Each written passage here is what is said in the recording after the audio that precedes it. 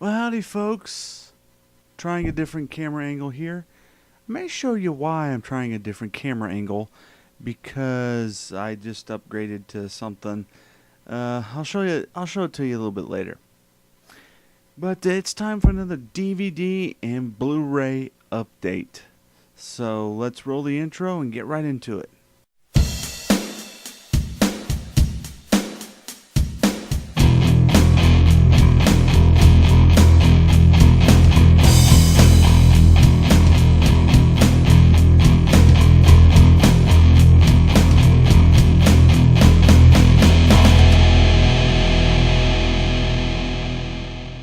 Well, it's that time of the month again, and I got about. Let me see what I got here. 1, 2, 3, 4, 5, 6, 7, 8. Got 8 titles here.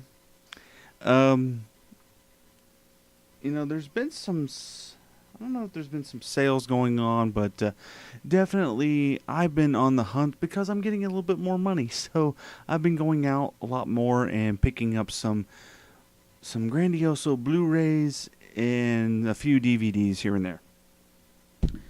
First two, I picked up about the same time. I picked them up a couple weeks ago when I saw Iron Man 3.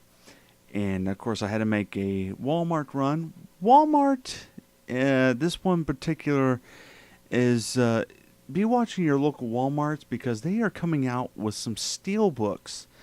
And not every Walmart is doing it. It's only select number of Walmarts. But the first one I got, this is for, there's about $7.88 is the price tag on them. First one I got is the Steelbook edition to The Big Lebowski. And actually, I'd never seen this movie. And I gotta say, this is this is a great off-the-wall movie. I can see why so many people enjoy this movie. And, of course, if you have the Digibook edition or you have the regular Blu-ray edition, you're really not missing out because it's the same disc content, just in a nifty comic book style steelbook. And of course, with Walmart, they are incorporating in ultraviolet copies and voodoo copies, so you can stream them to your phone, iPhone, tablet, and blah blah blah blah blah. Yeah, The Big Lebowski. The second one I got was Goodfellas. This is the Walmart Steelbook. I think this is also the Best Buy Steelbook that came out quite some time ago.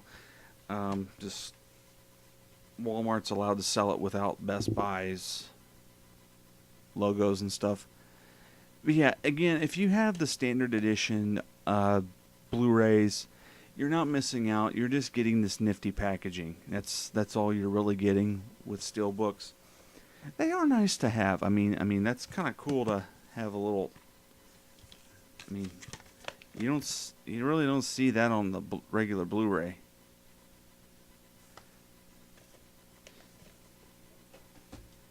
Okay, next up at the same Walmart at a different time, I picked up a couple titles. Oh, this one was for $7.88. I have the DVD version of this, and but I wanted to get it on Blu-ray just so I can watch the movie in high def. And it's the 1972 version of the Poseidon Adventure with Gene Hackman, Roddy McDowall, Ernest Borgnine, Red Buttons, Carol Lindley, and Stella Stevens and Shelley Winters. Yeah, I have the 2-disc edition, and which is it's the exact same content that's on here. There's nothing new added. They even do a little thing where they talk about the 2005 version briefly in this, but they talk about it in the commentary, and it's interesting because that came out like in 2004, and the movie came out in 2000, and the remake came out in 2006, and they talk about it in the commentary. The next one I have been long waiting to pick up, and I finally got a chance to do it, and it's a fairly cheap priced Blu-ray. And if you've heard me before, I was ranting and raving that Sony needed to put this movie out on Blu-ray because it's a pinnacle to it's a pinnacle film to the whole studio and to the film industry. Lawrence of Arabia. Yeah, there we go. And of course, I do have that nifty 2-disc edition. It has that content, plus it has a little bit more. There's some more behind-the-scenes documentary, more documentaries and things like that. It has the original newsreel footage of the New York premiere, theatrical advertising campaigns, original behind-the-scenes making of featurettes. Yeah. If you haven't seen this movie, you cannot call yourself a lover of movies if you have not seen Lawrence of Arabia. I mean, every single filmmaker that is working today, this is one of their influential films. There's a whole piece on here with Steven Spielberg, just to name a few. Steven Spielberg is on here. He's even on the 2-disc edition. It's the same featurette, but he talks about how personal Lawrence of Arabia is to him and how influential Lawrence of Arabia was in him starting to make films. And of course, he back in the late 1980s helped to remaster Lawrence of Arabia and to restore it because it was going to be lost forever.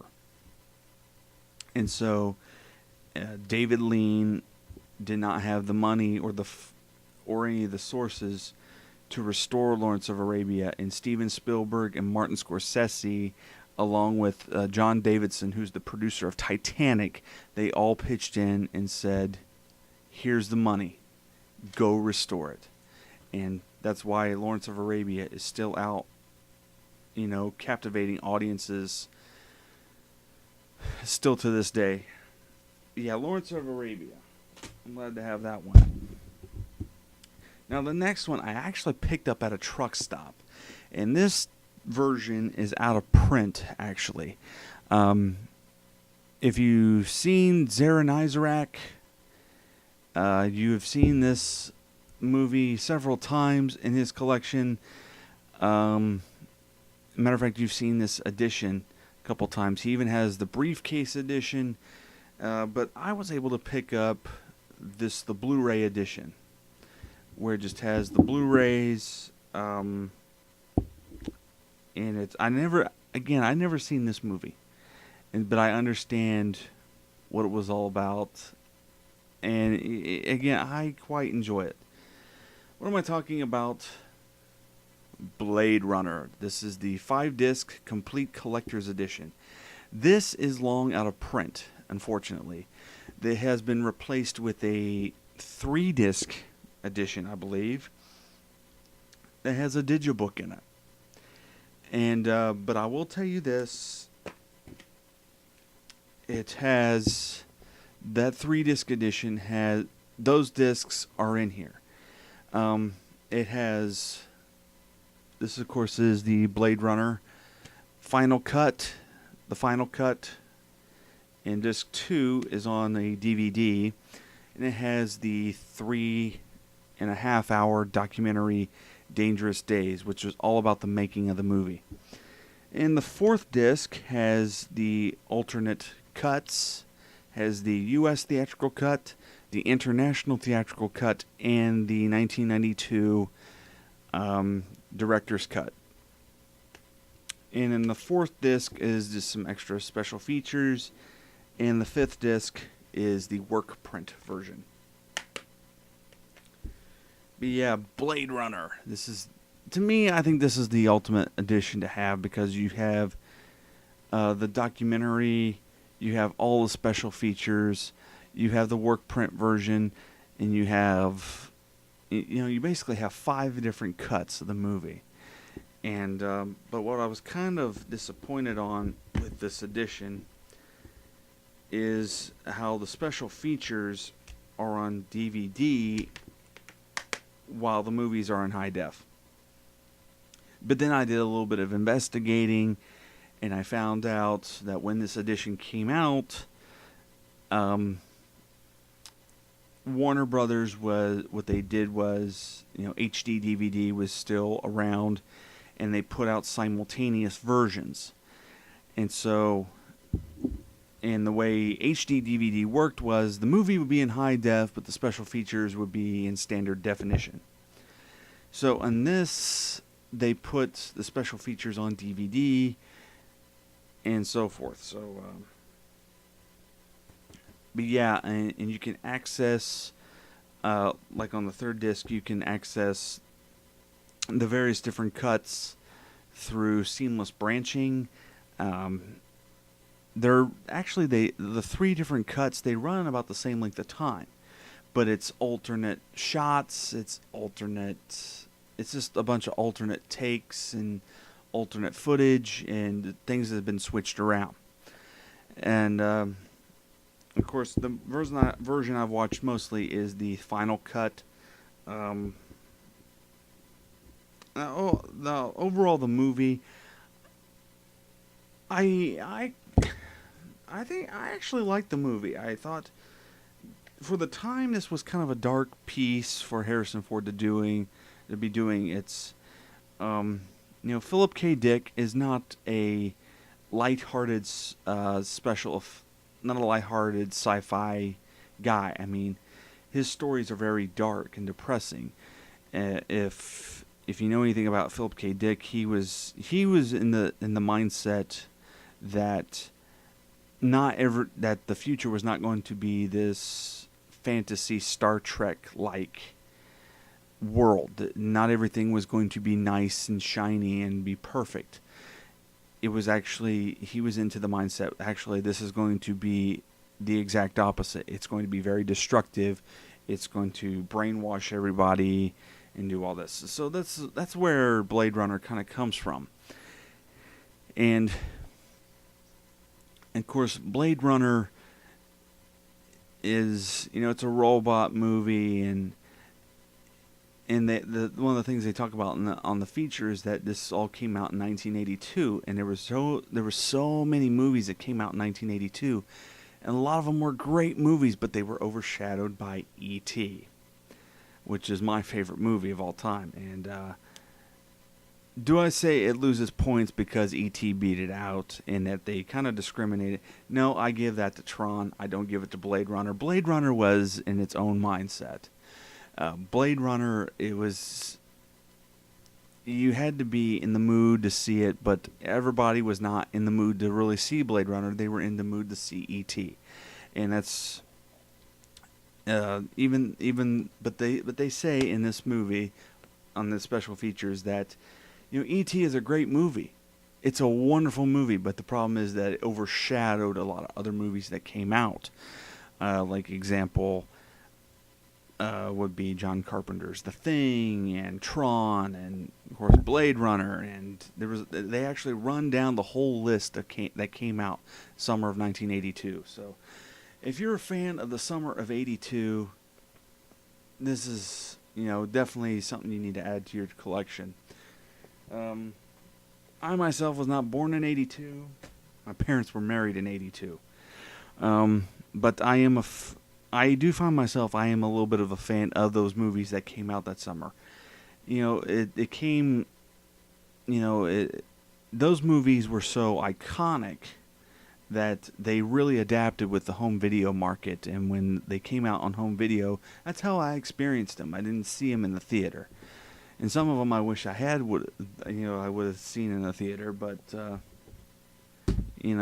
this didn't pan out that way. 3 more titles here. Adding to my Star Trek collection. That's the nice thing about there being a Star Trek sequel coming out, is that they are reissuing all the movies in really promoting Star Trek. I am adding First Contact. I've been looking for this one for quite some time. Adding First Contact to the collection.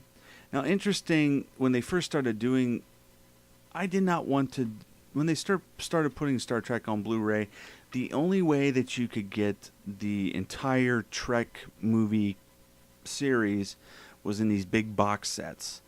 And they only released the really good ones out on Blu-ray, like Wrath of Khan, Star Trek IV, Voyage Home, and Undiscovered Country, and First Contact. Now, they have released all the movies individually. And they still have the box sets around, but they're running at $90. And if you poke around a little bit, you can get these for about $10 a piece. All the Star Trek movies for about $10 a piece. So for about $90, you can get the whole Star Trek movies. Now, this one is the best one of the Next Generation crew. The only one I seen after this was Insurrection, and I hated Insurrection. But I loved First Contact. After I saw Insurrection, I pretty much stopped watching Star Trek because it was just I said, this is getting a little ridiculous. I was bored out of my mind with Insurrection. It was a boring movie. It was done by the same director, and it just seems like Paramount and Star Trek, what they wanted to do was make like the even-numbered movies the crappy one. I mean, the even-numbered movies, the good ones, and the odd numbers got crap. The only one of the odd-numbered movies there's only two that's really good of the odd-numbered movies, and that's the first one and number 3. The first one, a lot of people don't like it because it is a little boring. But you have to understand at the time when Star Trek 1 came out that people were used to seeing Star Trek on the small screen, on the television set.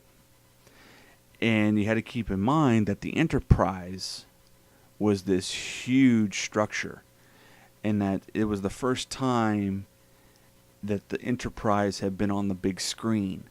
And when you see the Enterprise on the big screen, it's done like Star Wars and 2001: A Space Odyssey. But yeah, Star Trek First Contact, the best of the Next Generation crew movies. It's probably one of the darkest of all the Star Trek movies. Because it deals with the Borg, Queen, and it's probably like the Next Generation's version of Wrath of Khan. And you know how Wrath of Khan was kind of a dark movie. Next up, this is the only other Quentin Tarantino movie I have in my collection. I picked this up at Walmart. I got this at the same time I did with Star Trek. But it was at a different Walmart, so I didn't get any steelbooks. But I got Django Unchained. And there's some friends I work with, they said, check out Django Unchained.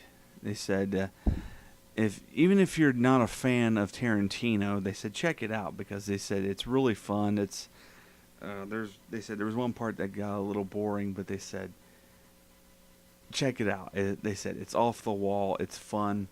But yeah, Django Unchained, and I watched it. I thought, it's with the spaghetti. I'm not a big fan of spaghetti westerns. But, I can see the whole homage to the spaghetti western in that Quentin Tarantino is a big fan of them. But I noticed how over the top, I bought the over the topness of Django Unchained, and that it's just, it is typical Tarantino, and it's off the wall, and it's a blast. It's a fun movie. You don't go in it with a whole big brain with it, and it was nominated for a whole bunch of things at the Academy Awards, but it's a B movie. It's over the top. It's exaggerated. It's Tarantino, for goodness sake. I mean, Tarantino is off the wall. Um, he enjoys that stuff, and I say more power to him for making those types of movies. If who cares if the critics hate it? I mean, he should not be making movies for critics. He needs to make movies for himself, and which he clearly does. And there's plenty of videos that's on YouTube. You can go and watch them where he just tells the critics, you're full of yourself. I'm doing what I want to do. I'm not going to listen to you. But yeah, Django Unchained, it definitely gives my thumbs up. Next movie I had not seen since I seen it in the theater. This is a movie I don't think will ever come to Blu-ray, just because it's not that popular of a movie. I think it did okay for the time. I saw this in a drive-in, actually, and it's, I'm just going to go ahead and say it. It's John Goodman in The Babe. It's docudrama, what they call it. Where John Goodman played Babe Ruth, and it's, Babe Ruth biopic.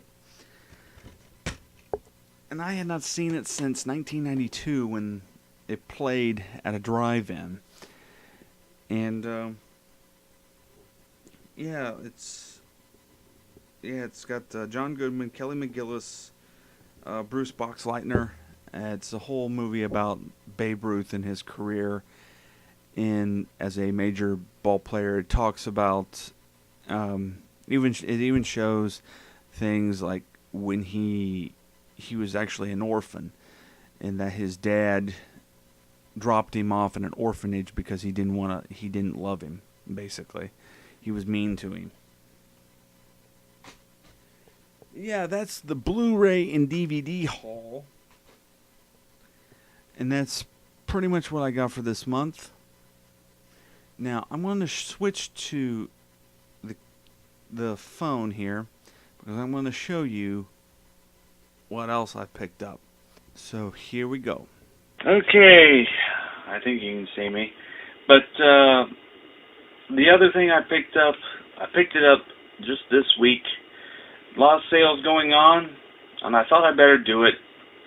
And you're probably going to laugh at me, because I buy all these Blu-rays and DVDs, but I'm not watching it on.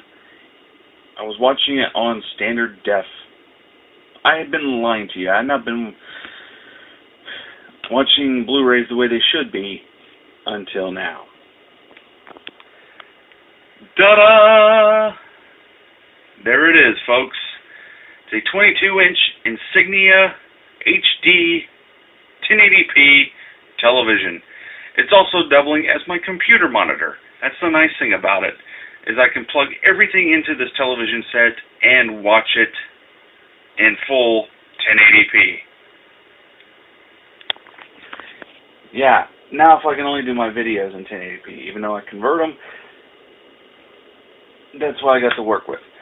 But yeah, there it is, right there. Nice little television set where I can watch everything in stunning HD. Matter of fact, I popped in a few movies to see what it looked like, and wow, I realized I was missing out on a lot. There it is. Paid $150 for that thing. Best Buy. You know, it's perfect for what I have and the space I have. There it is. So there you go. There's my DVD and Blu-ray haul, plus this new television set I got. And I forgot to mention that it's also LED. And don't have anything against plasma, but it just seems that LED just lasts a little bit longer. I don't know. We'll see what happens. I mean, the ratings on the television set were not that great, but you know, I'm on a tight budget. I'm proud to have a full 1080p television set finally, watching Blu-rays and Matter of fact, like I said before, I popped in a few of my Blu-rays just to see what I was missing out on. I had no idea. I popped in Close Encounters of the Third Kind. I had no idea on what I was missing out in the details, and like things like the film grain and like little things like you can notice, like little follicles of hair on someone's face, and just how fine detail is. But yeah, that's it for this DVD and Blu-ray update. Until next time, see you later.